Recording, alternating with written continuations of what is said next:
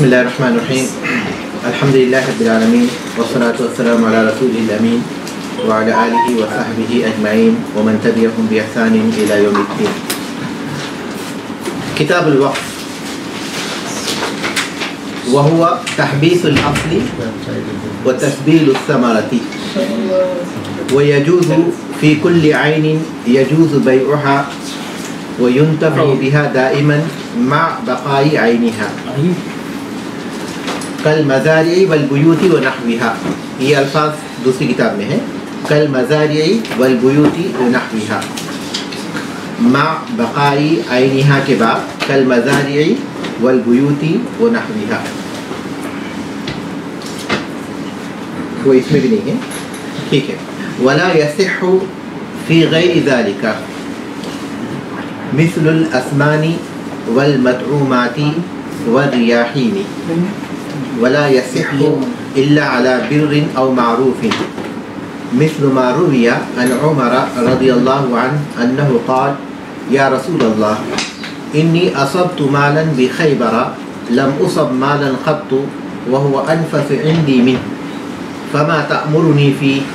قال إن شئت حبست أصلها وتصدقت بها غير أنها لا يباع أصلها ولا يوهب ولا يورث. قال فتصدق بها عمر في الفقراء وفي القربى وفي الرقاب وفي سبيل الله وابن السبيل والضيف. ولا جناح على من وليها أن يأكل منها بالمعروف ويطعم صديقا غير متمول فيه. ويصح الوقف بالقول والفعل الدال عليه مثل أن يبني مسجدا ويأذن في الصلاة فيه أو سقاية ويشيعها للناس. ولا يجوز بيعها إلا أن تتعطل منافعه بالكلية فيباع ويشترى به ما يقوم مقامه. والفرس الحبيس إذا لم يصلح للغزو بيع واشتري به ما يصلح للجهاد.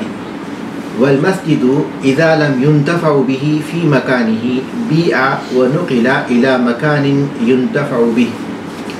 ويرجع في الوقف ومصرفه وشروطه وترتيبه وإدخال من شاء بصفة وإخراجه بها إلى شرط الواقف. یہ زیادہ اچھا ہے وہ جو بین قوسین یا وَكَذَلِكَ النَّاظِرُ فِيهِ وَالنَّفْقَةُ عَلَيْهِ یہ اس کے بعد لائیے زیادہ اچھا ہے. یعنی وَيُرْجَعُ فِي الْوَقْفِ وَمَصْرِفِهِ وَشُرُوطِهِ وَتَرْتِيبِهِ وَإِدْخَالِ مَنْ شَاءَ بِصِفَةٍ وَإِخْرَاجِهِ بِهَا إِلَى شَرْطِ الْوَاقِفِ. اس کے بعد پھر وَكَذَلِكَ النَّاظِرُ فِيهِ وَالنَّفْقَةُ عَلَيْهِ اس وقت اس کی ضرورت نہیں پڑے گی.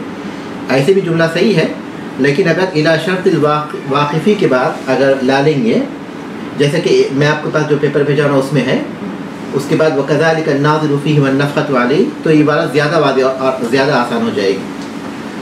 فَلَوْ وَقَفَ عَلَى وَلَدِ فُلَانٍ ثُمَّ عَلَى الْمَسَاكِينِ كَانَ الذَّكَرُ وَالْأُنثَى بِالسَّبِيَّةِ إِلَّا أَنْ يُفَضِّلَ بَعْضَهُمْ فَإِذَا لَمْ يَبْقَ مِنْهُمْ أَحَدٌ رَجَعَ إِلَى الْمَسَاكِينِ. اس کے بعد کی عبارت چھٹی ہوئی ہے. اگر آپ کو پیپر دیکھنے جو میں آپ کو بھیجا رہا ہوں یہاں سے اگر آپ اس کو چینج کر لیں گے تو زیادہ اچھا رہے گا. ایک جملہ چھوٹا ہوا ہے. وَمَتَى كَانَ الْوَقْفُ عَلَى مَنْ يُمْكِنُ حَصْرُهُمْ لَزِمَ اسْتِيعَابُهُمْ وَالتَّسْوِيَةُ بَيْنَهُمْ إِذَا لَمْ يُفَضِّلْ بَعْضَهُمْ. ٹھیک ہے یہاں تک. اس کے بعد تو صحیح ہے. وَإِن لَمْ يُمْكِنْ حَصْرُهُمْ جَازَ تَفْضِيلُ بَعْضِهِمْ عَلَى بَعْضٍ وَتَخْصِيصُ واحد منهم به. ترجمے کی طرف آئیے. وقف کی کتاب وَهُوَ تَحْبِيسُ الْأَصْلِ وَتَسْبِيلُ الثَّمَرَةِ اور وہ ہے اصل کو روکے رکھنا اور پھل کو جاری کرنا. اصل کو روکے رکھنا اور پھل کو جاری کرنا.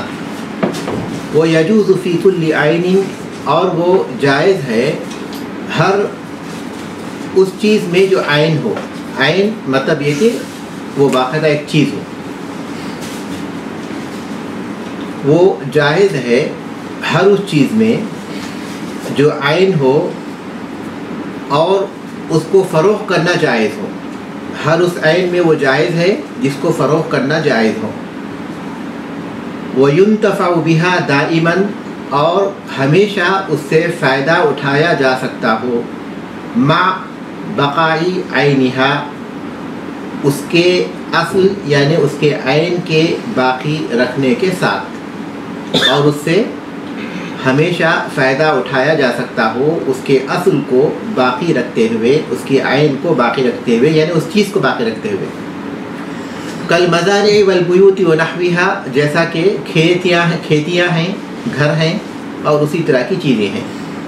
ولا یصح فی غیر ذلك اور ان کے علاوہ دوسری چیزوں میں وہ جائز نہیں.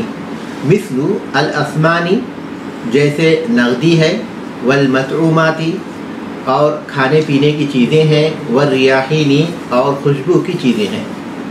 جیسے نقدی, کھانے پینے کی اشیاء اور خوشبو کی اشیاء. ولا یصح الا علی بر او معروف اور یہ صحیح نہیں مگر نیکی اور بھلائی کے کام میں, اور یہ صحیح نہیں ہوتا اور وقف درست نہیں ہوتا مگر نیکی اور بھلائی کے کام میں. مثل ما روی عن عمر جیسا کہ عمر رضی اللہ تعالیٰ عنہما سے روایت ہے, انہ قال کہ انہوں نے کہا, یا رسول اللہ اے اللہ کے رسول صلی اللہ علیہ وسلم, انی اصبت مالا بخیبر خیبر سے مجھے کچھ مال ملا ہے, یعنی زمین ان کو خیبر سے حصے میں آئی تھی غزوہ جنگ خیبر کے بعد. انی اصبت مالا بخیبر خیبر سے مجھے کچھ مال یعنی زمین ملی ہے. لم اصب مالا قط اس جیسا مال مجھے کبھی نہیں ملا. وہ انفس عندی من اور وہ میرے لیے بہت عمدہ مال ہے, میرے نزدیک وہ بہت عمدہ مال ہے.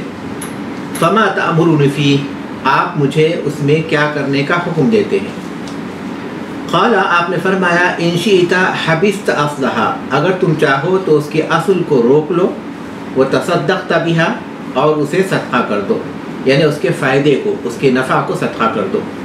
غیر انہا لا یباع سوائے اس کے کہ اسے بیچا نہیں جا سکتا. کیا لا یباع اصلھا اس کے اصل کو بیچا نہیں جا سکتا. ولا یوہب اور اسے ہبا نہیں کیا جا سکتا. ولا یورث اور اس کی وراثت نہیں ہو سکتی. ہاں وراثت کسے, ولا یورث اور اسے وارث نہیں بنایا سکتا.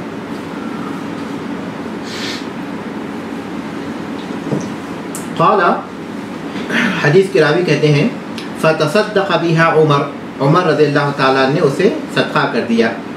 فی الفقراء فقراء میں, وفی القربا اور قرابت داروں میں, وفی سبیل اللہ اور اللہ کے راستے میں جہاد کرنے والوں کے لیے, وابن السبیل اور مسافروں کے لیے, والضیف اور مہمانوں کے لیے. رقابی بھی تو ہے, ہاں وفی الرقابی اور غلاموں کو آزاد کرنے کے لیے, وفی سبیل اللہ اور اللہ کے راستے میں جہاد کرنے والوں کے لیے, وابن السبیل اور مسافر کے لیے, والضیف اور مہمان کے لیے. ولا جناح علی من ولیھا اور اس شخص کے لیے کوئی حرج نہیں جو اس کا نگران ہو, اور اس کے لیے کوئی حرج نہیں جو اس کا نگران ہو. ان یأکل منھا بالمعروف کہ وہ معروف طور پر اس میں سے کھائے, کہ معروف طور پر اس میں سے کھائے.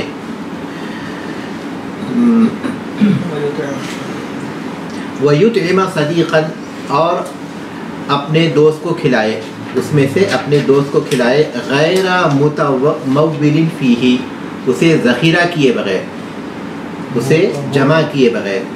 وَيَصِحُّ الْوَقْفُ یہاں ایک بات مکمل ہو گئی. اس کے بعد وَيَصِحُّ الْوَقْفُ بِالْقَوْلِ وَالْفِعْلِ الدَّالِ عَلَيْهِ اور وقف صحیح ہوتا ہے قول کے ذریعے اور اس فعل کے ذریعے جو اس پر دلالت کرے, یعنی وقف پر دلالت کرے.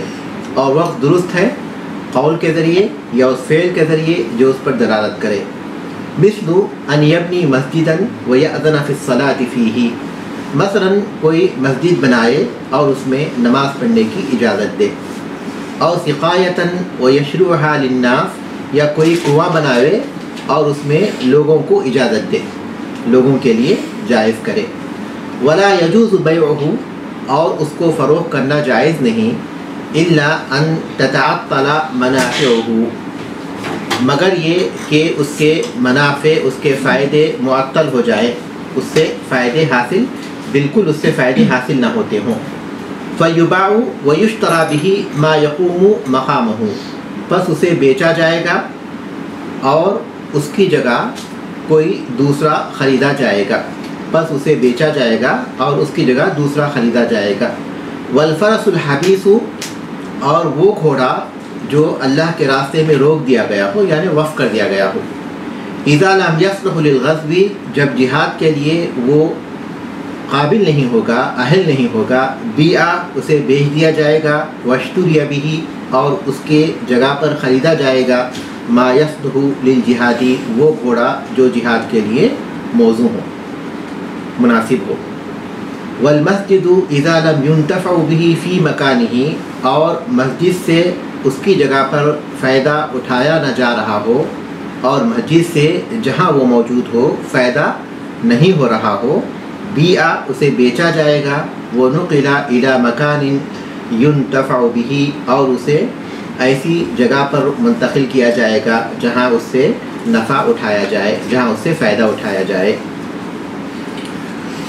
وَيُرْجَعُ فِي الْوَقْفِ اور لوٹا جائے گا وقف میں، وَمَصْرِفِهِ اور اس کے اخراجات کی تحدید میں، اس کے اخراجات کی تحدید میں، وَشُرُوطِهِ اور اس کے شروط کے سلسلے میں، وَتَرْتِيبِهِ اور اس کی ترتیب کے سلسلے میں، وَإِدْخَالِ مَنْ شَاءَ بِصِفَةٍ اور جس کو چاہیں کسی صفت کے ساتھ اس میں داخل کرنے کے سلسلے میں، اور کسی صفت کے ساتھ کسی کو اس میں داخل کرنے کے سلسلے میں، وَإِخْرَاجِهِ اور اسے نکالنے کے سلسلے میں.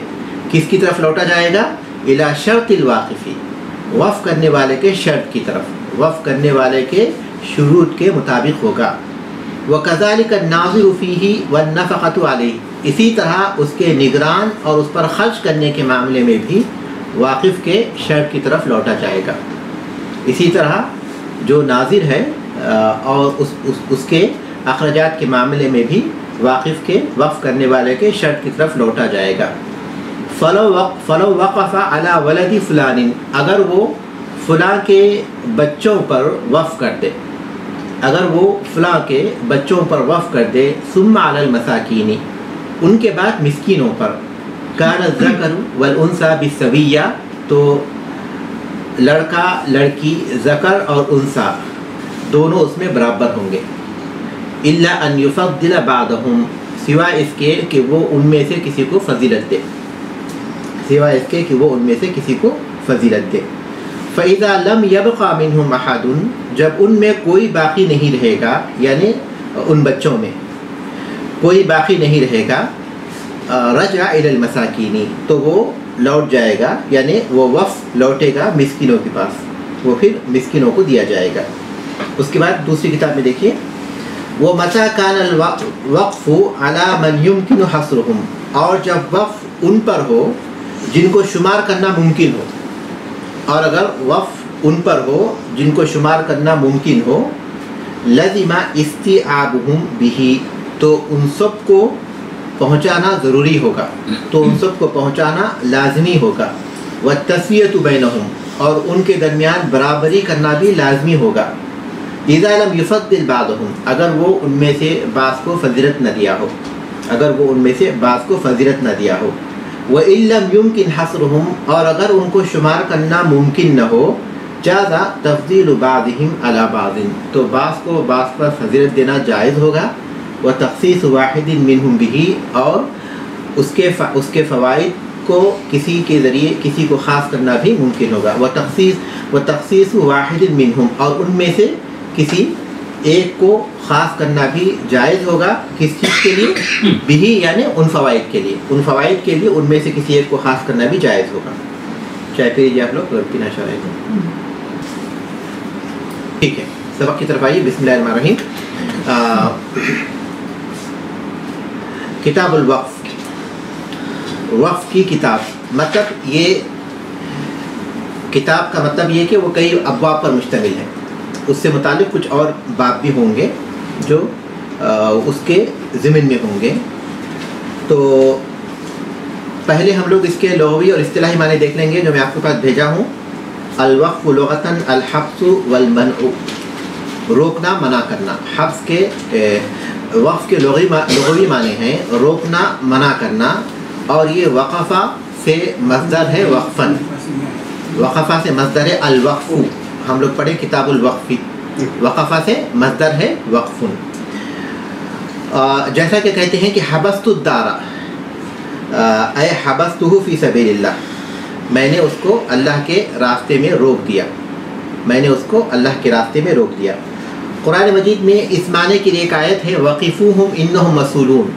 جہنم کے بارے میں کہا جائے گا وقفوہم انہم مسئولون، کہ انہیں روک دو، ان سے سوال کیا جائے گا. ان سے روک دو، انہیں سوال کیا جانے والا ہے. تو اس سے معلوم ہوا کہ وقف کس چیز کے معنی میں ہے؟ روکنے کے معنی میں ہے. اصطلاحی معنی کتاب میں بھی ہیں. وہو تحبیس الاصل و تسبیل الثمرہ.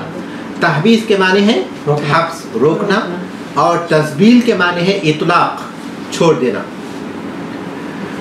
سبیل جس کو اطلاق پانی کی سبیل لگائی ہے، ہاں چھوڑ دینا مطلب اس کو جاری کرنا. تحبیس الاصلی اصل کو روک لینا، وہ تسبیل الثمرتی، وہ تسبیل الثمرتی اور پھل کو جاری رکھنا، پھل کو جاری رکھنا. اگر یہ ثمرہ کی جگہ منفع ہو تو زیادہ مناسب ہے، جیسا کہ ہم لوگ میں آپ کو بھیجا ہوا ہوں، کیونکہ ثمرہ اس وقت ہوگا جب کہ اصل باغات ہوں. اگر اصل باغات ہیں جو درختوں پر مشتمل ہے، چاہے وہ کھجور کے باغات ہوں یا انگور کے باغات ہوں یا پھر آم کے باغات ہوں، ان کو اگر وقف کیا جائے گا تو پھر ان کو وقف کرنے کے بعد جس چیز کو جاری رکھا جائے گا وہ اس کے پھل ہوں گے. تو اس حساب سے ہے. ورنہ وقف کو عام ہے. وقف جو ہے درخت کا بھی ہو سکتا ہے، باغوں کا بھی ہو سکتا ہے، گھروں کا بھی ہو سکتا ہے، اور پھر زمینوں کا بھی ہو سکتا ہے. تو جو بھی ہے اس اصل کو روک لینا. روک لینے کا مطلب یہ کہ کسی کی ملکیت میں نہیں دینا. اللہ کے لیے وقف ہے، کوئی اس کا مالک نہیں ہوگا. البتہ اس سے جو نفع حاصل ہوگا وہ وقف کرنے والا جو شرط رکھے گا کہ کس کے لیے اس نے وقف کیا ہے، کیا اللہ کے راستے میں جہاد کرنے والوں کے لیے، یا پھر مساکین کے لیے، فقراء کے لیے، یا پھر اپنی اولاد کے لیے، جن کے لیے اس نے وقف کیا ہے ان کے لیے اس کی منفعت کو جاری رکھنا. یہ ہے وقف. تو اصل کو روکنا یعنی کوئی کسی کو اس کا مالک نہیں بنانا، بلکہ وہ صرف اللہ تبارک تعالیٰ کے لیے وقف ہوگا. اور پھر دوسرا وہ تسبیل المنفعتی، اور منفعت کو جاری رکھنا، یہ وقف ہے. وقف کتاب اور سنت دونوں سے ثابت ہے. اللہ تبارک تعالیٰ نے فرمایا لن تنالوا البر حتى تنفقوا مما تحبون. تم نیکی کو نہیں پہنچ سکتے یہاں تک کہ وہ خرچ نہ کرو جو تمہیں محبوب ہو. جب یہ آیت نازل ہوئی تو ابو طلحہ رضی اللہ تعالیٰ رسول اللہ صلی اللہ علیہ وسلم کے پاس پہنچے اور کہنے لگے کہ اللہ تبارک تعالیٰ نے اس طرح فرمایا ہے، اور بیروحہ میں میرا جو باغ ہے وہ مجھے سب سے زیادہ محبوب ہے. سب سے زیادہ محبوب مال مجھے وہ بیروحہ کا باغ ہے، اور وہ مسجد کے قریب تھا. اللہ کے رسول صلی اللہ علیہ وسلم اس میں جاتے تھے، اور وہاں کے جو ٹھنڈا پانی تھے رسول اکرم صلی اللہ علیہ وسلم وہ پیتے تھے. کوئی آپ صلی اللہ علیہ وسلم وہاں بیٹھتے تھے. تو یہ طلحہ رضی اللہ تعالیٰ نے کہا کہ میرا وہ جو باغ ہے میں اللہ کے رسول اللہ تبارک تعالیٰ کے لیے دینا چاہتا ہوں، آپ جہاں مناسب سمجھیں اس کو دے دیں. تو اللہ کے رسول صلی اللہ علیہ وسلم کے حوالے کیا جانا کہ جسے چاہے مناسب سمجھیں، تو یہ وقف ہے. یہ اللہ کے راستے میں وقف ہے جو جسے انہوں نے وقف کر دیا تھا. تو یہ کتاب سے دلیل ہے، اور سنت سے اس کی بہت سی دلیلیں ہیں. اس میں سے ایک دلیل وہ ہے جو مؤلف رحمۃ اللہ نے ذکر کی ہے، وہ آئے گی. اور ایک مشہور دلیل ہے اذا مات الانسان انقطع عنه عمله الا من ثلاث الا من صدقة جارية او ولد صالح يدعو له او علم ينتفع به. انسان مر جاتا ہے تو اس کا عمل منقطع ہو جاتا ہے سوائے تین چیزوں کے. ایک صدقہ جاریہ. صدقہ جاریہ وہی وقف ہے جسے اس نے وقف کر دیا تھا. کوئی کنواں اس میں بنوا دیا تھا، یا پھر کوئی مسجد تعمیر کر دی تھی، یا پھر کچھ کتابیں اس نے اللہ تعالیٰ کے لیے وقف کر دی تھیں، یا کوئی مہمان خانہ بنا دیا تھا، یا کچھ باغات اللہ کے لیے وقف کر دیے تھے. اس کی وفات کے بعد بھی اس کا اجر و ثواب اس سے فائدہ اٹھانا جاری رہے گا تو پھر اجر و ثواب بھی اس کو جاری رہے گا. ہسپتال بنا دیں کچھ بھی. جی ہاں, اللہ تبارک تعالیٰ کے راستے میں نیکی کے لیے وہ کچھ بھی وقف کر دے تو وہ جو ہے وقف ہے. تو یہ کتاب میں بھی اس کا ذکر ہے, اس کی طرف اشارہ ہے, اور احادیث میں بھی واضح طور پر اس کا ذکر ہے. اور اس میں حکمت یہ ہے کہ ایک مسلمان کو چاہیے کہ وہ ایسی نیکیوں کو اختیار کرے جو زیادہ نفع والی ہوں, جس میں انسان عمل مختصر ہو لیکن اس کا اجر جو ہے اس کے لیے ہمیشہ باقی رہے. اور یہ ان نیکیوں میں سے ہے جو اجر کے اعتبار سے بہت زیادہ ہے, کیونکہ ایک جب تک وہ چیز باقی رہے گی اس کا اجر و ثواب اسے باقی رہے گا, ملتا رہے گا. تو اس حیثیت سے یہ ایک عظیم ترین نیکی ہے جو وقف کی صورت میں اللہ تبارک تعالیٰ نے اس کی طرف رہنمائی کی ہے. شیخ یہ جو علم نافع ہے وہ بھی تو صدقہ جاریہ میں نہیں آئے گا کہ جس کو سکھا کے گیا؟ ہاں یقیناً, اس لیے اس میں ان 3 چیزوں میں جو ذکر ہے اور بھی ہے. علم ينتفع به, وہ علم ہے جس سے فائدہ اٹھایا جائے. الگ کیوں بیان کیا؟ وہ الگ بیان کیا گیا کیونکہ وہ ایک مستقل چیز ہے, وہ ایک مستقل چیز ہے. صدقہ جاریہ ان چیزوں میں ہے جو انسان جو ہے جن کا تعلق سامان سے ہے, اور علم کا تعلق اس سے ہے جو لوگوں کو وہ سکھاتا ہے. تو صرف دین کا ہی علم ہے یا اس کے علاوہ دوسرا علم بھی اس میں شامل کریں؟ بنیادی طور پر انسان کو جس علم کی فضیلت بیان کی گئی وہ شرعی علم ہے, شرعی علم ہے. اور جو دوسرے علوم ہیں جس سے انسانی زندگی باقی رہتی ہے اور انسانی زندگی میں سہولت حاصل ہوتی ہے اور انسانی زندگی کے لیے اس کی ضرورت ہوتی ہے, چاہے وہ طب کا علم ہو یا پھر انجینئرنگ کا علم ہو یا پھر جو ہے دوسرے زندگی کے تعلق رکھنے والے دوسرے علوم ہوں, یہ فرض کفایہ کی حیثیت رکھتے ہیں. امت کو اس طرح کے علم کی ضرورت ہے, لیکن کچھ لوگ اگر حاصل کر لیں جس سے امت کی ضرورت پوری ہو جاتی ہے تو وہ کافی ہو جائے گا, لیکن اگر کوئی بھی حاصل نہیں کریں گے تو گناہ ہوگا. اور یہ علوم بھی اگر یہ علوم نیت کے ذریعے اجر و ثواب کا باعث بن جاتے ہیں. اگر انسان یہ نیت کرتا ہے کہ امت کو ان کی ضرورت ہے اس لیے میں ان چیزوں کو سیکھ رہا ہوں تو وہ اجر کا باعث ہے. انسان یہ نیت کرتا ہے تاکہ میں اس طرح جو ہے بندوں کو خدمت کر سکوں, جو مریض ہیں ان کا علاج کر سکوں یا پھر لوگوں کی زندگی میں سہولت پیدا کر سکوں, تو وہ اس کے لیے باعث ثواب ہے. اگر یہ نیت نہیں رکھتا تو وہ صرف مباح ہے. تو جو شرعی علم ہے وہ تو اجر و ثواب کا باعث ہے, وہ تو انسان کے لیے اجر و ثواب کا باعث ہے. انسان کی اس میں نیت ہو یا نیت نہ ہو, نیت کے اعتبار سے اس میں اجر کا اضافہ ہو جائے گا, اور پھر خالصۃ للہ ہونے کے بعد وہ بہت بلندی پر پہنچ جائے گا وہ شرعی علم. لیکن اس میں نیت ہو یا نہ ہو وہ علم وہ ہے جو فضیلت والا ہے, جس کی تعریف کی گئی شریعت میں. باقی جو دوسری علوم ہے انسان نیت کے ذریعے بھی ان کا اجر و ثواب حاصل کر سکتا ہے, تو اس میں نیت کی شرط ہے دوسرے علوم کے لیے. جو علم کے بھی ہم بات کر رہے ہیں کہ دینی علم جو ہے اس میں اگر وہ اس کا معاوضہ لے لیا جائے تو پھر بھی وہ صدقہ جاریہ ہی رہے گا؟ ہاں, بغیر کسی شک کے انسان کی نیت یہ ہے کہ میں جو ہے لوگوں کی خدمت کر رہا ہوں اور وہ معاوضہ لینا اپنے کام کا, تو اس کا معاوضہ اس کے عمل کے بدلے میں ہے اور اس کا ثواب اس کی نیت کے بدلے میں ہے. وَهُوَ تَحْبِيسُ الْأَصْلِ وَتَحْبِيلُ الثَّمَرَةِ, اس کی تفصیل ہم بتا چکے ہیں. ٹھیک ہے. وَيَجُوزُ فِي كُلِّ عَيْنٍ, اور یہ جائز ہے ہر چیز میں. عین سے مراد یہاں وہ چیز ہے جو کہ نظر آتی ہے, جیسے کہ عمارتیں ہیں یا پھر حیوانات ہیں یا پھر ساز و سامان ہیں یا کتابیں ہیں یا درخت ہے یا گاڑیاں ہیں, یہ چیزیں ہیں. اس کے مقابلے میں منفعت ہے. مثال کے طور پر انسان کسی عین کو یعنی کسی چیز کو وقف کر دے یا پھر کسی چیز کے نفع کو وقف کرے. مثال کے طور پر وہ یہ کہے کہ میرا یہ جو گھر ہے یہ اللہ کے لیے میں وقف کرتا ہوں, تو اب وہ اس کا مالک نہیں رہا. اب وہ گھر جو ہے اللہ تبارک تعالیٰ کے راستے میں استعمال ہوگا, جیسے اس کا جو نگران ہے وہ چاہے گا یا جیسے وقف کرنے والا اسے کہے گا. اب اس گھر میں جو ہے اس گھر کو کرائے پر دیا جائے, اس طرح اس سے جو ہے آمدنی ہو تو وہ خرچ کی جائے, جو بھی ہوگی. لیکن ایک شخص کہے کہ گھر تو میرا ہے لیکن میں اس کو اللہ کے لیے اس کے نفع کو وقف کرتا ہوں, گھر میرے نام پر رہے گا لیکن آپ اس کو استعمال کر سکتے ہیں, اپنے مدرسے کے طور پر استعمال کیجئے یا پھر جو ہے اپنے مکتب کے طور پر استعمال کیجئے بغیر کرائے کے. تو ایک تو منفعت کو اس نے وقف کیا, عین کو وقف نہیں کیا کیونکہ گھر تو اسی کا ہے, منفعت کو وقف کیا. दूसरा पहला जो आदमी था उसने आयन को वक्फ कर दिया। तो मौलवी रहमतुल्लाह अलैह कहते हैं कि ये वक्फ जो है आयन के लिए जायज़ है, वक्फ मनफात का वक्फ करना ये जायज़ नहीं है। लेकिन बाद अहले ने उसको भी जायज़ कहा है, आदमी मनफात को वक्फ कर सकता है अपने नाम पर जायज़ रखते हुए। लेकिन राजे बात यही है कि मनफात को वक्फ करना ये वक्फ में नहीं आएगा, आयन को वक्फ करना ही वक्फ में आएगा। तो वो कहते हैं कि वो यजूज़ु फ़ी कुल्ली आयनिन, ये वक्फ जायज़ है हर आयन में, असल में यजूज़ु बैउहा, हर उस आयन में जायज़ है जिसको फ़रोग़ करना जायज़ है, जिसको फ़रोग़ किया जा सकता है, जिसकी हमने मिसालें दी, जैसा कि इमारतें हैं, हैवानात हैं, गाड़ियाँ हैं, वगैरह वगैरह।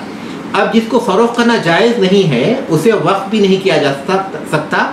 मिसाल के तौर पर इंसान के पास एक घर है जो उसने रहन रखा हुआ है, तो क्या वो रहन रखे हुए घर को फ़रोग़ कर सकता है? नहीं कर सकता, तो उसको वक्फ भी नहीं कर सकता। इसी तरह कुत्ते हैं जिनको फ़रोग़ करना मना है, तो क्या इंसान उनको वक्फ कर सकता है अल्लाह के रास्ते में? नहीं कर सकता। इसी तरह वो ऐसे काम, मिसाल के तौर पर कोई आदमी चर्च बनाता है और कहता है कि मैं ये चर्च ईसाइयों के लिए वक्फ करता हूँ उनकी इबादत के लिए, तो ये जायज़ नहीं है। जो चीज़ हराम है उसका आगे जिक्र आया, लेकिन बुनियादी तौर पर मुसलमान ना हुआ ना, जो वो खुद क्रिश्चियन हुआ, ज़रूरी नहीं है कोई मुसलमान अगर कहता है, कोई हाकिम है मुसलमानों का, वो कहता है कि मैं ऐसा बनाकर वक्फ कर रहा हूँ, तो बुनियादी तौर पर इसमें यह है कि हर उस चीज़ में वक्फ जायज़ है जिसको फ़रोग़ करना जायज़ है, जिसको फ़रोग़ करना जायज़ नहीं उसे वक्फ भी नहीं किया जा सकता। और दूसरी चीज़ उन्होंने बताई वह युन्तफ़उ बिहा दाइमन, उसका फ़ायदा हमेशा होने वाला हो, उससे मुस्तकिल फ़ायदा उठाया जा सकता हो, मा बक़ाई ऐनिहा, उसके आयन, उसके असल के बाकी रखते हुए। तो ऐसी चीज़ जिसके असल को बाकी रखते हुए उससे जो मनफ़ात है वो हासिल होती है, वैसी चीज़ वक्फ की जा सकती है, जिसकी हमने बहुत सी मिसालें दी। लेकिन वो चीज़ें जो कि ख़त्म हो जाती हैं, मिसाल के तौर पर कोई शख्स जो है खजूरों के कुछ 100 किलो खजूर कहता है कि मैं अल्लाह के रास्ते में वक्फ करता हूँ, तो जब खजूर लोग लेंगे तो आयन बाकी रहेगी या ख़त्म हो जाएगी? ख़त्म हो जाएगी, तो उसमें वक्फ नहीं हो सकता।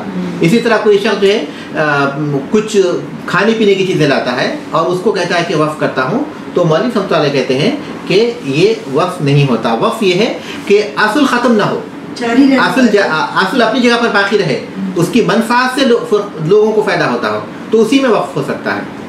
लेकिन बाद अहले इल्म ने इसे भी जायज़ कहा है। बाद अहले इल्म जैसे कि शेख साहब रहमतुल्लाह भी कहते हैं कि आदमी उन चीज़ों की वक्फ कर सकता है अगरचे कि उसमें आयन तल्फ हो जाती हो, आयन अगरचे कि वो चीज़ ख़त्म हो जाती हो, फिर भी उसमें वक्फ किया जा सकता है। लेकिन मौलवी रहमतुल्लाह कहते हैं कि वक्फ के लिए ज़रूरी है कि वो ऐसी चीज़ हो जिसमें असल बाकी रहे और उसका फ़ायदा मुस्तकिल हमेशा उठाया जाना मुमकिन रहे। ठीक है, तो अब तक जो है उन्होंने 2 शर्तें बयान की वक्फ के सही होने के लिए, वक्फ के जायज़ होने के लिए। पहली शर्त क्या थी? हर वो चीज़ जिसको फ़रोग़ करना जायज़ है उसमें वक्फ हो सकता है, जिसको फ़रोग़ नहीं किया जा सकता उसमें वक्फ नहीं होता। दूसरी शर्त क्या थी? वो चीज़ जिसका आयन बाकी रहे और उससे मुस्तकिल फ़ायदा उठाया जाना मुमकिन हो, आयन के बाकी रहते हुए। ये दूसरी चीज़ उन्होंने बताई। लेकिन जिसमें आयन तल्फ हो जाता हो वो वक्फ नहीं हो सकता। वाज़ेह है ना? यस्सिहु फ़ी गैरि ज़ालिका, इनके अलावा दूसरी चीज़ों में वक्फ सही नहीं है, यानी वो चीज़ें जो कि ख़त्म हो जाती हैं उसमें वक्फ सही नहीं है। मिसलुल अस्मानी, मिसाल के तौर पर जो नकदी है, रियाल है, डॉलर है, रुपये हैं, सोना है, चांदी है, अगर कहे कि मैं अपना इतना सोना वक्फ करता हूँ, इसमें वक्फ नहीं हो सकता, इसमें सदका होगा। वल मतरूमाती, और खाने पीने की चीज़ें हैं जैसे कि सब्जियाँ हैं या फ्रूट्स हैं, फल हैं वगैरह। वर रियाहिनी, और खुशबू की चीज़ें हैं, उन चीज़ों को वक्फ नहीं किया जा सकता क्योंकि उसमें असल ख़त्म हो जाता है, असल बाकी नहीं रहता। वला यसिहु इल्ला अला बिर्रिन और मारूफिन, और ये वक्फ सही नहीं होता मगर नेकी और भलाई के काम में। नेकी और भलाई के काम जैसे फ़क़रा के लिए कोई वक्फ करे, मसाकीन के लिए कोई वक्फ करे, या फिर मस्जिद के लिए वक्फ करे।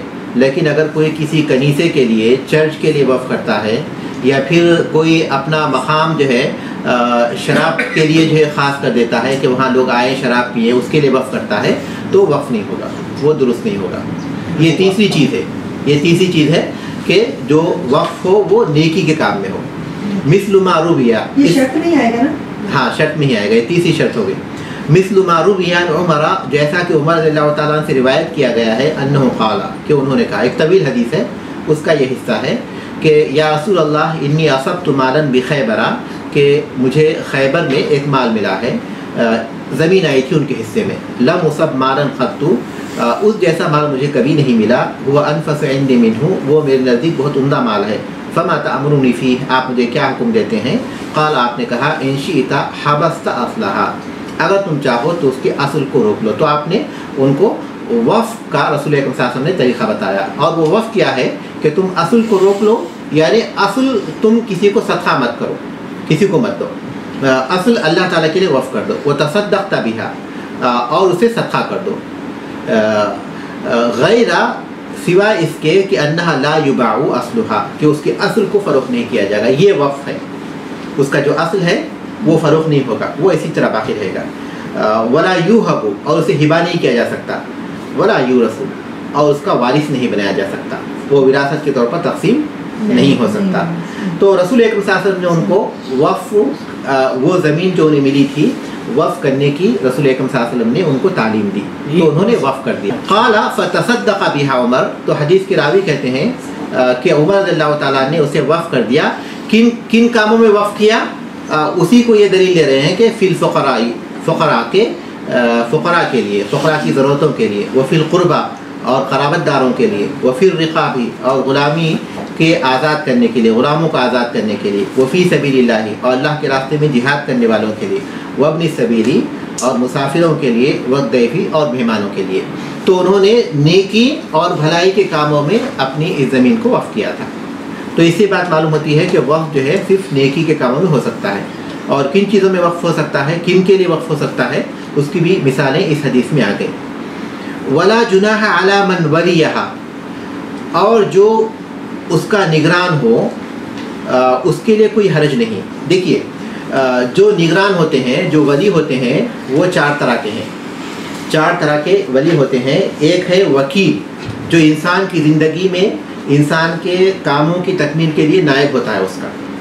ایک وکیل ہے جو اس کی زندگی میں اس کے کاموں کی تکمیل میں اس کا نائب ہوتا ہے. دوسرا وصی ہے، جو موت کے بعد اس کی طرف سے مقرر ہوتا ہے اس کے کاموں کی تکمیل کے لیے. یہ وصی و سوادیہ، یہ موت کے بعد انسان کا نائب ہوتا ہے. اور تیسرا ہے ناظر. ناظر یہ خاص ہے وقف جو کیا گیا ہے اس کی نگرانی کرنے والے کے لیے. جو چیز وقف کی گئی ہے اس کے نگران کے لیے ایک لفظ خاص ہے، وہ ہے ناظر. چاہے زندگی میں یا چاہے زندگی کے بعد، جو بھی ہو، وقف سے متعلق جو بھی نگران ہے اس کو ناظر کہتے ہیں. چوتھا ہے ولی، جو شرعی طور پر ولی ہوتا ہے، جیسے کہ بیٹی کا ولی ہوتا ہے ان کے والد، اور اسی طرح کسی یتیم کا کوئی ولی مقرر کیا گیا ہو. جو شرعی طور پر کسی کے امور کی نگرانی کے لیے شرعی طور پر جسے مقرر کیا گیا ہو وہ ہے ولی، شریعت میں جس کو ولی قرار دیا گیا. تو یہ 4 طرح کے نگران ہیں. ایک وکیل، ہاں جی، ایک وکیل، دوسرا وصی، تیسرا ناظر، اور چوتھا ولی. ٹھیک ہے. ناظر کا مطلب کیا ہوتا ہے؟ ناظر دیکھ بھال کرنے والا. دیکھ بھال کرنے. ہاں، نظرہ ہی سے ہے ناظر، نون الف زارہ. ولی کیا ہے سر؟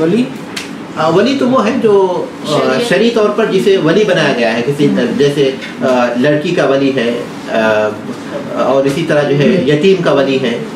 شیخ وقف کے بارے میں پوچھنا چاہ رہی ذمہ دار کہ وقف جو ہے وہ حکومت کو ہی کیا جاتا ہے صرف؟ نہیں، ضروری نہیں ہے.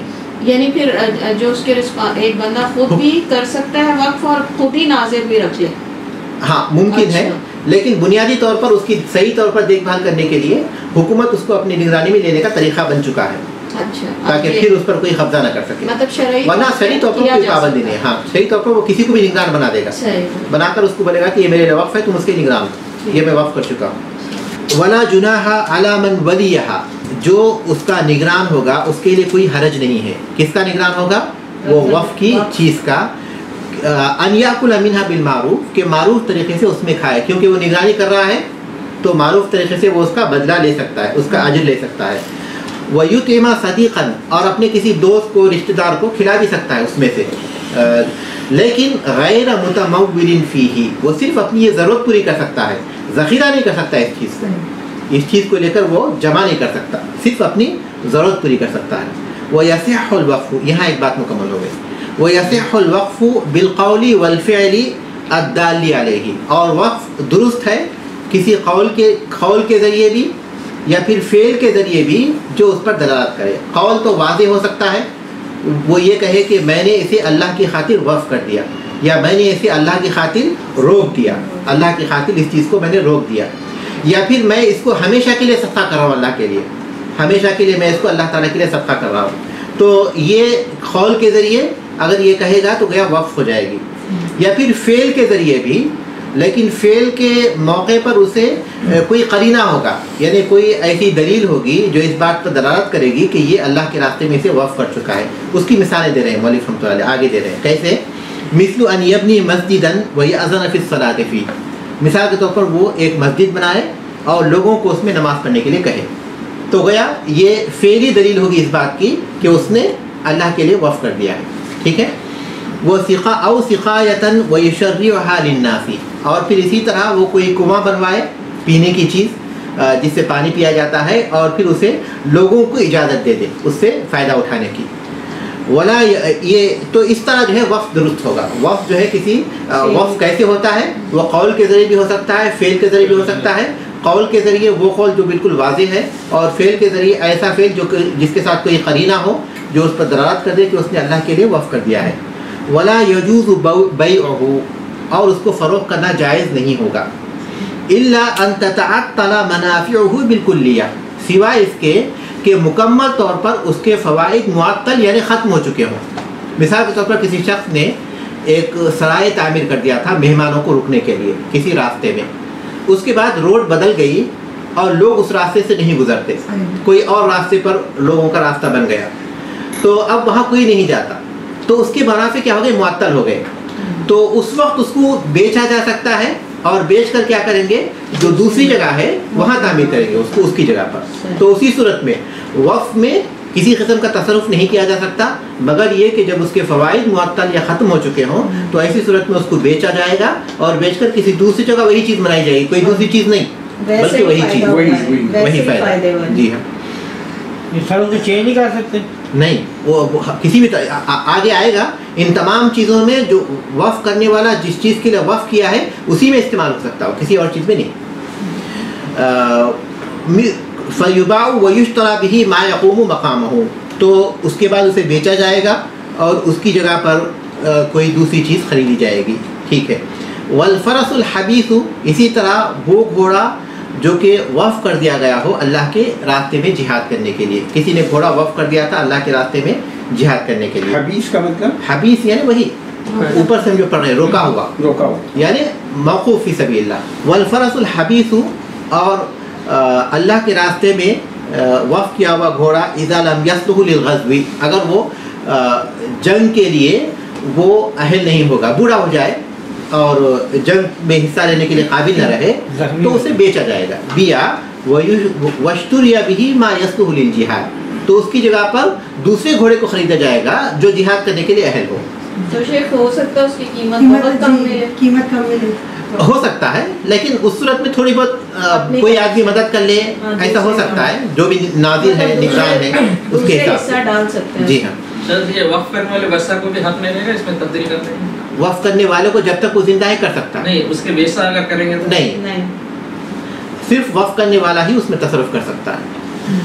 والمسجد اذا لم ينتفع به في مكانه، اور مسجد سے اگر اس کی جگہ پر جہاں وہ مسجد ہے اس سے فائدہ اٹھایا نہ جا سکتا ہو، مثال کے طور پر کوئی مسجد تعمیر کیے تھے اور اللہ تبارک تعالیٰ کے راستے وقفی ہوتی ہے مسجد، اگر کوئی شخص یہ کہتا ہے کہ یہ میری زمین ہے اور وہ پراپرٹی بھی اس کے نام پر ہوتی ہے اور میں اس کی جگہ پر مسجد بنا رہا ہوں، آپ اس میں نماز پڑھیے، تب بھی وہ وقفی ہوگی، کیونکہ اللہ کی زمین مسجد جو ہے یہ صرف اللہ تبارک تعالیٰ ہی کی خالص ہوتی ہے، کسی کی پراپرٹی نہیں ہو سکتی وہ، تو مسجد ہر حال میں وقفی ہوتی ہے۔ تو اس کی جو وہ اس کا یہ کہنا کہ میں اس کا مالک رہوں گا وہ باطل ہو جائے گا، لیکن وقف اس کا صحیح ہو جائے گا، اس کا وقف کرنا صحیح ہو جائے گا لیکن اس کا مالک ہے نا وہ باطل ہو جائے گا. تو اگر کوئی کسی جگہ پر مسجد تعمیر کر دے اس کے بعد جو ہے پھر وہاں رہنے والے لوگ کسی دوسری جگہ منتقل ہو جائے اور وہ جگہ ویران ہو جائے, اب وہ مسجد کوئی وہاں نماز پڑھنے والا نہیں, جیسا کہ ہندوستان میں بہت سی ایسی مساجد ہیں وہ مسجدیں ویران ہیں, یا پھر یہ کہ وہ مسجد تنگ ہو چکی ہے اتنی کہ اب اس کو وسیع کرنے کی کوئی گنجائش نہیں ہے اس جگہ پر جہاں مسجد ہے. ہر جگہ گھر ہیں جو مل لے رہے ہیں اور پھر کہیں وسیع نہیں کیا جا سکتا اس کو, تو ویسے موقع پر مسجد کو جو ہے بیچ کر کسی دوسری جگہ پر جہاں لوگ ہوں نماز پڑھنے کے لیے, وہاں آبادی جہاں ہو, وہاں اس مسجد کو خریدا جا سکتا ہے.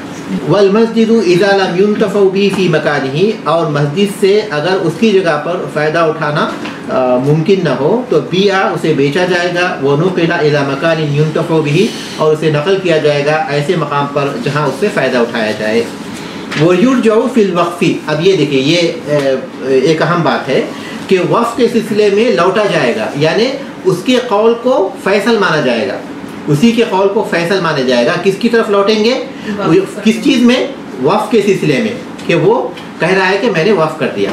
وہ مصرفی ہی, اور اس کے اخراجات کی تحدید کے سلسلے میں کہ اس میں جو آئے گا تو اس میں سے جو خرچ کریں گے تو وہ کہے گا کہ فلاں کو خرچ کریں, ٹھیک ہے, اخراجات کی تحدید کے سلسلے میں.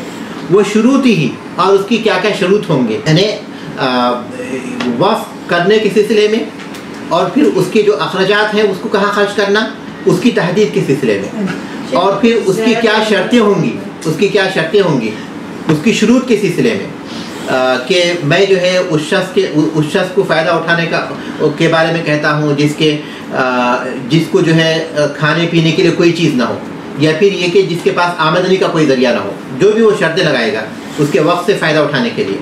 اگر شرط نہیں لگائے گا تو اس میں کیا ہوگا؟ کوئی بات نہیں, تو پھر کوئی بات نہیں. ہاں, اگر مطلب یہ کہ ان تمام چیزوں میں کس طرف لوٹیں گے وہ بتا رہے ہیں, کس کی بات کو ہم فیصل مانیں گے, وقف کے سلسلے میں, اور پھر اسے اخراجات کی تحدید کے سلسلے میں, اس کی شروط کے سلسلے میں, اور اس کی ترتیب کے سلسلے میں. جیسے وہ کہے کہ میں یہ گھر اس مساکین کے لیے وقف کرتا ہوں, مساکین کے لیے مطلب یہ کہ ہمارے محلے کے مساکین کے لیے وقف کرتا ہوں, ٹھیک ہے, محلے کے مساکین کے لیے. اس کے بعد پھر اپنے گاؤں کے مساکین کے لیے وقف کرتا ہوں. ایک ترتیب اس نے بتا دی. تو جب تک محلے کے مساکین موجود ہیں تب تک پھر وہ گاؤں کے مساکین تک نہیں پہنچے گی وہ چیز.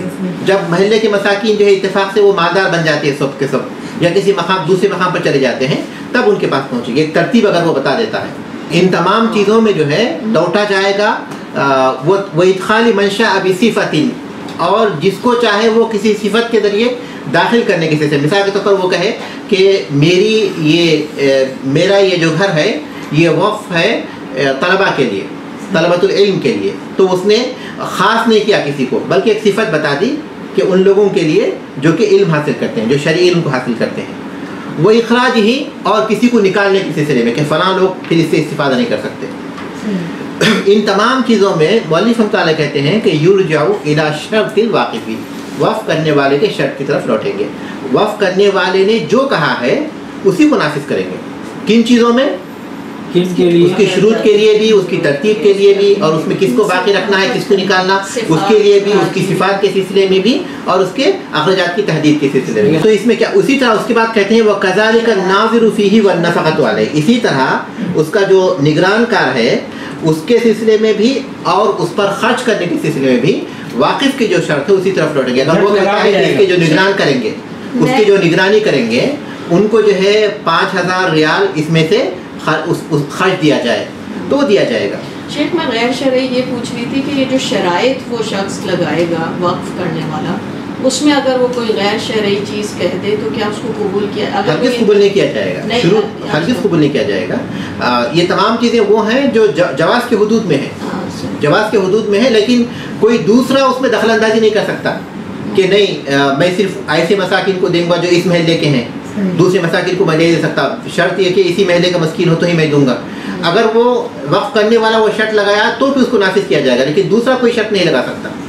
इन तमाम बातों के सिलसिले में सिर्फ वक्फ करने वाले की बातों को देखना चाहिए, क्योंकि सदक़े में इंसान की अपनी मर्जी है, उस पर कोई चीज़ वाजिब नहीं होती कि फलां को दे तो फलां को भी दे, ऐसी कोई चीज़ वाजिब नहीं होती। जी अगर वो कहता है तो आ जाएंगे, अगर वो कहता है तो आएंगे। जैसे क़राबतदार है उसके, वो मुस्तहिक़ नहीं है, फ़कीर नहीं है, मोहताज नहीं है, लेकिन वो कहता है कि मैं क़राबतदारों के लिए वक़्फ़ करता हूँ, तो उनको दिया जाएगा। ठीक है, उसके बाद देखिए, उसके बाद हमको दूसरी तरफ लौटना पड़ेगा, क्योंकि इसमें इबारत नहीं है वो। अगर नाज़र अपनी वजह से सर्व करता है, उसने बोला कि इस मोहल्ले के मस्कीन को दो, वो उसमें से बाहर भी देता है और तसर्रुफ़ गलत करता है तो उसको गुनाह होगा। हाँ बिल्कुल गुनाह होगा, क्योंकि वक़्फ़ करने वाला कुछ और चाहता है और आप कुछ और कर रहे हैं। ठीक है, आप कहते हैं कि फ़लो वक़फ़ अला वलदी फ़ुलान, अगर वो फ़लाँ के बच्चों के लिए वक़्फ़ करता है, मिसाल के तौर पर कहता है कि मैं अपनी ये जो जायदाद है ये ज़ैद के बच्चों के लिए वक़्फ़ करता हूँ। ठीक है, पहली बात ये कि अपनी औलाद के लिए क्या वक़्फ़ किया जा सकता है? नहीं। तो उसका जवाब ये कि किया जा सकता है। अपनी औलाद के लिए वक़्फ़ करने की दो सूरतें हैं। पहली सूरत ये है कि आदमी ये कहे कि मेरा ये जो घर है मैं अपनी औलाद के लिए वक़्फ़ करता हूँ। तो पहली सूरत ये है कि आदमी ये कहे कि मैं अपनी ये जायदाद अपनी औलाद के लिए वक़्फ़ करता हूँ।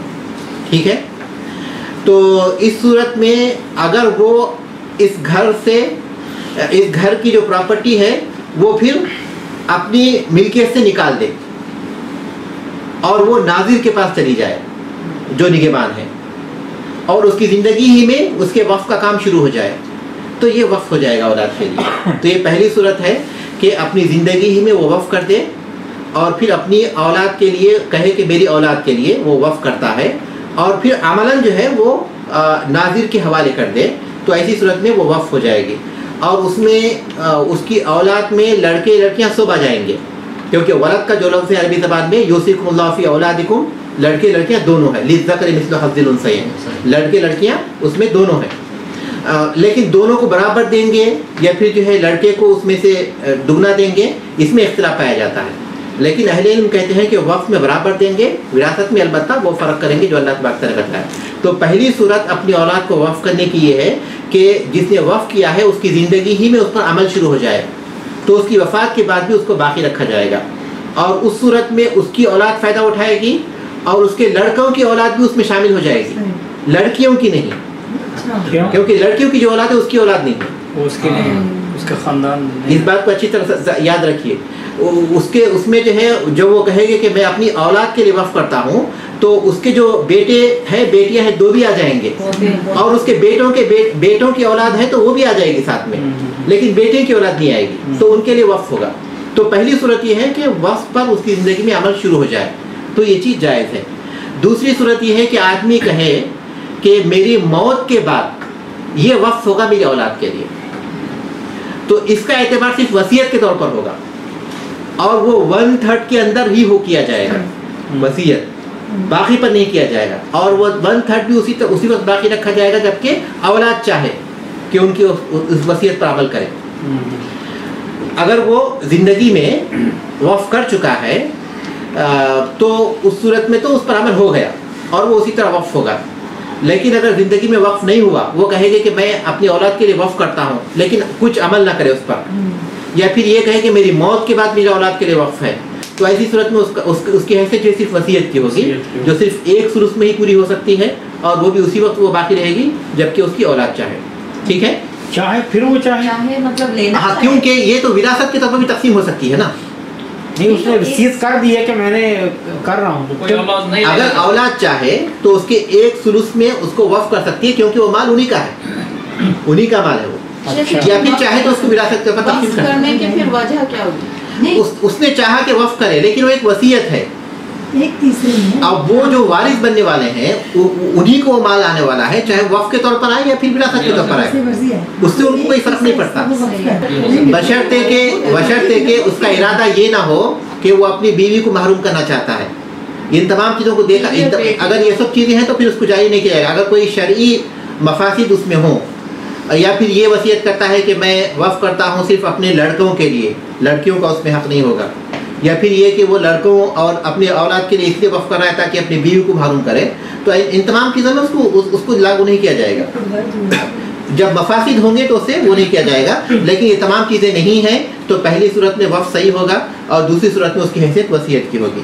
اب یہاں یہ بولتے ہیں کہ فلا وقف علی ولد فلان، اگر وہ فلاں کے لڑکوں کے فلاں کی اولاد کے لیے وقف کر دے، جیسے کہ زید کی اولاد کے لیے میں اپنی جائیداد اپنا ایک گھر وقف کرتا ہوں.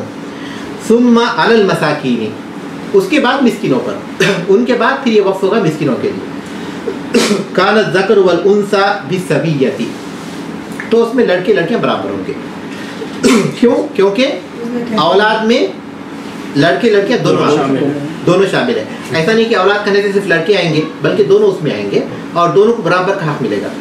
برابری کیسے ہوئی؟ لڑکیاں جب تک لڑکیاں رہیں گی تب تک تو لڑکے لڑکیوں کو ٹھیک ہے ملتا رہے گا، لیکن لڑکوں کی اولادوں کو ملے گا، لیکن لڑکی کی اولادوں کو نہیں ملے گا. وہاں پہ تو رک گیا نا. ہاں، ایک صورت میں مل سکتا ہے جبکہ وہ یہ کہیں کہ میری اولاد کو، اس کے بعد پھر میرے لڑکے لڑکیوں کی اولادوں جی اس صورت میں مل سکتا ہے. اگر وہ صرف میری اولاد کہے تو اس میں لڑکیوں کی اولاد اولاد کو نہیں، وقت کے بعد وقت کی صورت میں نہیں ملے گی، نہیں بیچ سکتے، پھر وہ اسی طرح چلتا رہے گا. ناظر کے پاس رہے گا تو اس میں 1/3 میں سے دیں گے نا شیخ، دوسروں کی اولاد کو جو وقف ہے اس میں 1/3 سے زیادہ نہیں دے سکتے نا. اپنی زندگی میں کر دیا نا اس نے، اچھا اپنی زندگی میں وہ کر چکا ہے تو پھر اس میں 1/3 کی بات نہیں آئے گی. مرنے کے بعد لیکن اگر وہ نہیں کیا یا یہ کہے کہ میرے موت کے بعد ایسا ہوگا تب 1/3 کی بات آئے گی، تب اس میں ایک ثلث لیا جائے گا. دیکھیے ہم اس سبق کو ختم کرتے ہیں. فلو وقف علی ولد فلان، اگر وہ فلاں کے بچوں کے لیے وقف کرتے ہیں، جیسے کہے کہ زید کے اولاد کے لیے وقف ہے. ثم علی المساکین، پھر وہ مسکینوں کے لیے.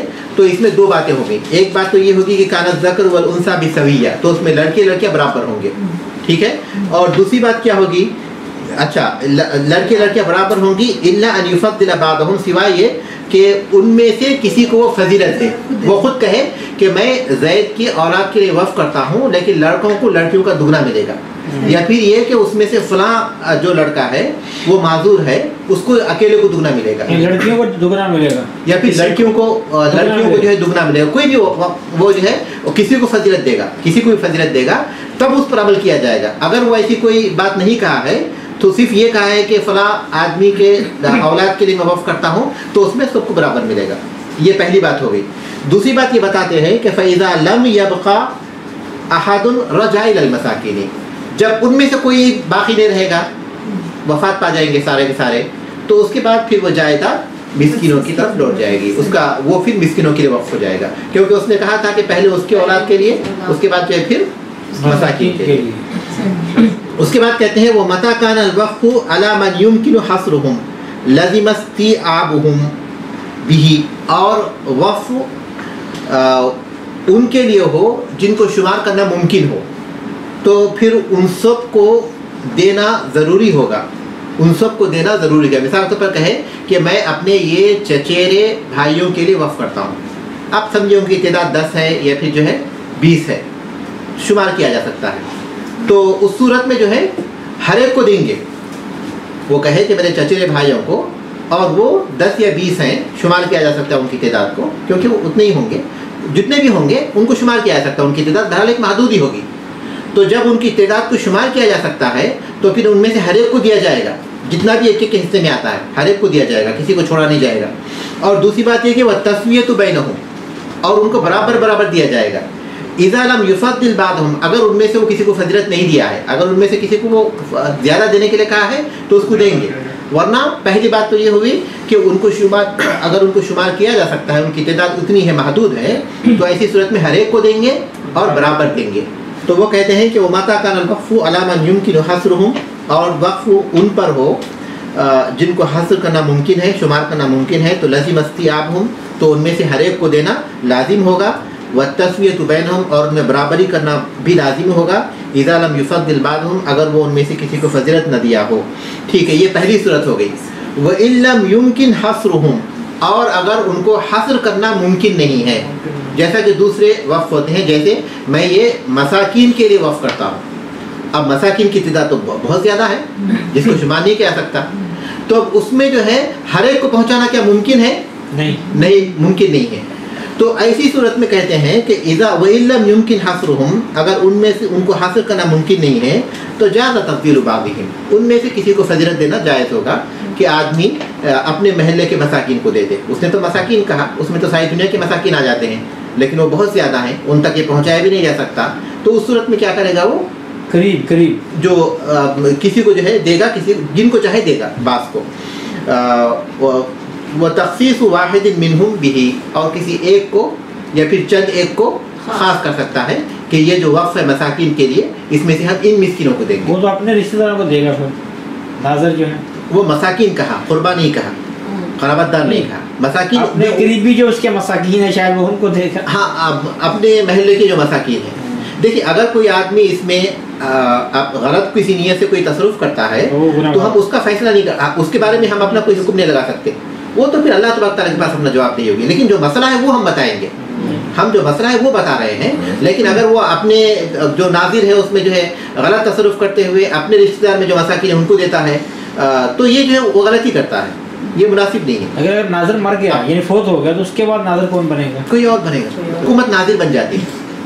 اچھا، عام طور پر وقف کی جو جائیداد ہے وہ حکومت کے تصرف میں جاتا ہے تو وہ ناظر بنتی ہے، اور وہ آسانی ہوتی ہے لوگوں کے لیے، کیونکہ پھر ایک مستقل طور پر اس کی نگرانی رکھنا یہ بغیر حکومت کے ممکن نہیں. شیخ اگر کوئی مسجد وقف کرے اور کہے کہ اس کے اندر جو ہے وہ صرف میرے محلے کے لوگ ہیں تو کر سکتا ہے ایسا؟ شرط باطل ہوگی. شرط وقف صحیح ہوگا لیکن شرط باطل ہوگی، کیونکہ مسجد اللہ کا گھر ہے جس میں ہر ایک مسلمان کو حق ہے. آپ نے ابھی بتایا وقف کے گھر کو نہیں بیچ سکتے تو پھر وہ اس کا وقف صحیح ہو جائے گا لیکن اس کی شرط وہ باطل ہوگی. سر ایک اور مسئلہ ہے کہ اگر کہتے ہیں کہ یہ اہل حدیث والوں کی ہے، یہ بریلوی والوں کی، یہاں پہ اور کوئی نماز نہیں پڑھے گا، گناہ گار ہے وہ. یقیناً گناہ گار ہے. اللہ کا گھر جو ہر مسلمان کا اس میں حق ہے. کوئی اپنے کسی خاص گروہ کے لیے، خاص جماعت کے لیے، یہ خاص تنظیم کے لیے کرتا ہے، خاص کر دیتا ہے تو وہ غلطی کرتا ہے. ہاں، اس میں کوئی شک نہیں کہ اس میں مسلمانوں میں بہت سے ایسے لوگ پائے جاتے ہیں جن کے عقائد غلط ہیں، ان کے اعمال غلط ہیں، نماز کے طریقے غلط ہیں، فلاں چیزیں ہیں. اس کی وجہ سے بھی یہ چیزیں پیدا ہوئیں اور پھر رد عمل کے طور پر بھی پیدا ہوئیں. کسی نے جو ہے روکا تو پھر دوسروں نے بھی روک دیا. اسی طرح یہ چلتا رہا سلسلہ، لیکن یہ مناسب نہیں.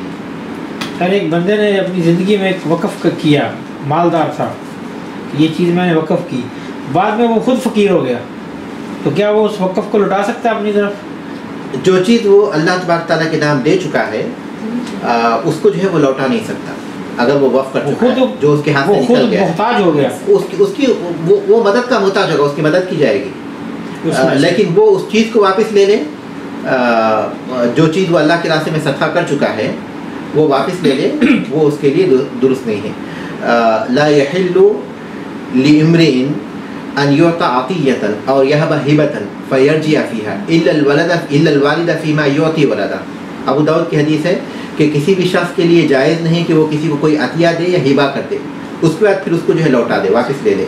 یہ جائز نہیں ہے سوائے والد کے جو وہ اپنی اولاد کو دیتا ہے. والد اپنی اولاد کو دینے کے بعد اس کو واپس لے سکتا ہے، لیکن دوسرے کے لیے جائز نہیں.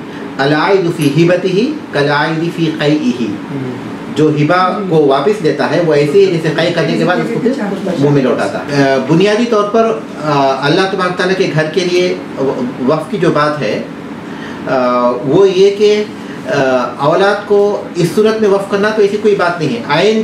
عین کا وقف جائز ہے جس میں ہم اشیاء کی بات کرتے ہیں.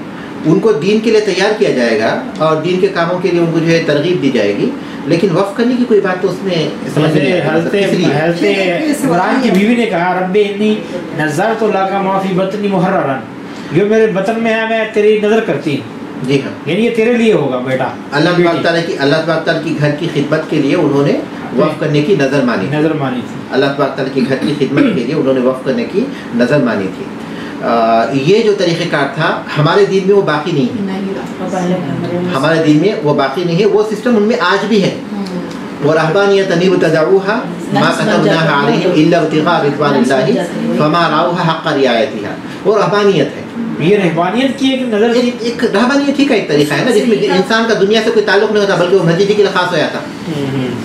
کوئی اپنا کاروبار نہیں کر سکتا، کوئی اپنی تجارت نہیں کر سکتا، آدمی چاہے آدمی کو یہ حکم دیا گیا کہ آدمی دونوں چیزوں کی طرف توجہ دے. تو وہ جو چیز ہوئی تھی وہ اس کی اصل ہمارے دین میں باقی نہیں ہے, لیکن اللہ تبارک تعالیٰ کے دین کی خدمت کرنا باقی ہے. آدمی اس کے لیے اولاد کو ابھار سکتا ہے اور کسی بچے پر خاص توجہ دے کر اس کو اس کام میں لگا سکتا ہے, لیکن وہ یہ سمجھے کہ میں اس کو وقف کر دیا ہوں, پھر دنیا سے اس کو بالکل تعلق نہ رکھوں, اس کی شادی نہ ہو, اس کا نکاح نہ ہو, اس کی اولاد نہ ہو, اور پھر جو ہے اس کو کوئی کاروبار بھی نہ ہو, بس وہ اس کام کے لیے ہو جائے, تو یہ درست نہیں ہے, یہ دین کے مزاج کے خلاف ہے. شیخ اگر کوئی وقف کی چیز بیچ دیتا ہے, مطلب وہ علم رکھنے کے باوجود بھی بیچ دیتا ہے, تو شیخ وہ کیا وہ واپس لی جائے گی حکومت کی طرف سے, واپس لی جائے گی, کیونکہ جو چیز اللہ کے راستے میں دی جا چکی ہے اسے نہ بیچا جا سکتا ہے نہ خریدا جا سکتا ہے. وہ جو بھی خرید و فروخت ہوگی اس سلسلے میں وہ باطل ہی ہوگی. اگر حکومت کسی وقف کو اپنے انڈر نہیں لے رہی تو پھر کون اس کا ذمہ دار بنے گا؟ لازمی طور پر لے گی, لازمی طور پر لے گی. اب دیکھیں ہمارے پاس قطر میں بھی ہے وزارت الاوقاف مشہور اسلامیہ, اوقاف کی وزارت ہے. بنیادی طور پر جو وقف اسی وقت باقی رہتا ہے جبکہ اس کی نگرانی حکومت کرے, ورنہ کوئی اور شخص نگران کرے گا تو پھر اس کی زندگی میں باقی رہے گا. اس کے بعد جو ہے پھر ہم یہ نہیں سمجھتے کہ وہ امانت دار ہاتھوں میں جا سکے گا, وہ کھا جائیں گے لوگ. بالکل غیر یقینی طور پر جو اس میں تصرف ایسے ہو جائیں گے جو صحیح نہیں ہوتے. اس لیے بنیادی طور پر وقف کے ساتھ جو ہے حکومت کا ہونا ضروری ہے, کیونکہ وہی اس کو باقی رہ سکتے. کوئی بھی قبضہ کر لے گا, ناظر کے وفات پانے کے بعد جو ہے ہو سکتا ہے اس کے لیے کوئی صحیح ناظر نہ مل سکے, اس کے بعد جو ہے اس کا تصرف غلط ہو جائے. بیچ دیا گیا تو پھر اس کے اوپر جو انسان ہے اس کے اوپر کفارہ ہو گیا, تو پھر اس کو استغفار تو کوئی وقف کی چیز بیچ چکا ہے, اس انسان کے اوپر کیا ہوگا جس نے بیچ غلطی کر دی, بیچ دیا, وقف کی چیز بیچ دیا, واپس کرے. تو جو چیز اس نے بیچ دی تھی اگر پھر اس کو جو ہے خرید کر وقف کر سکتا ہے وہی اس کا کفارہ ہے. پہلے یہ اگر اب وہ اس کے لیے ممکن نہیں رہا, اس کے فوائد وہاں معطل ہو چکے ہیں, تو کسی دوسرے مقام پر سیم وہی چیز وہ خرید کر وقف کر دے, وہی اس کا کفارہ ہے.